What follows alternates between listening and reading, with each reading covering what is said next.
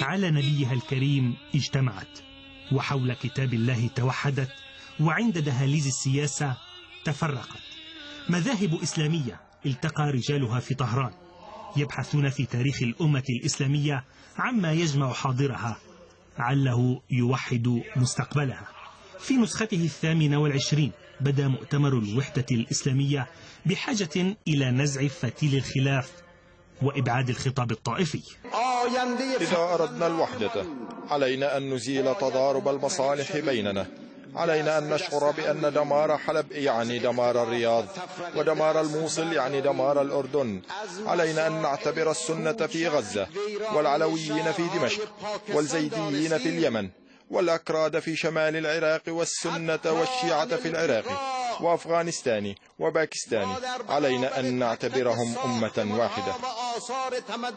لكن واقع المسلمين اليوم ليس كما يدعو إليه شيخ الدبلوماسية الإيرانية، فما تعيشه المنطقة فرض على المؤتمر الديني خطابا بخلاف سياسي.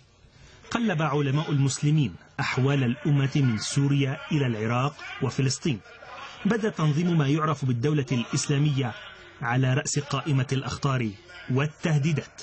إن أخطر ما يمر علينا اليوم استعمال ألفاظ دينية يتجنب بها أناس لا يعرفون الإسلام أبدا، وأخطرها كلمة الخلافة الإسلامية التي بدأت تكسب شبابنا ليقاتلوا لإعادة الخلافة الإسلامية.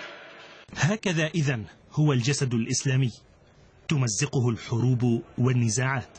فهل الحديث عن الوحدة يبدو اليوم حقيقة أم مجرد أمنيات؟ نحن نتحدث عن الوحدة ونقترب من الفرقة أكثر، فلذلك ينبغي أن نزيل أسباب الفرقة قبل أن نتحدث عن الوحدة. المؤتمر الذي يستمر 3 أيام انبثقت عنه 9 لجان تناقش دور المرأة والشباب والإعلام في نشر ثقافة الوحدة الإسلامية، وتؤكد على تأثير الأحزاب، خاصة ما يتبع منها ما يسمى محور المقاومة، في تقريب وجهات النظر. ليست الأمة الإسلامية في أفضل أحوالها لتبحث اليوم في وحدتها، لكن الواقع الآن يقتضي الحد الأقصى من التقارب وتحييد الخلاف وتأجيل مسألة الحوار حتى إشعار آخر. عمر هواش، RT، طهران.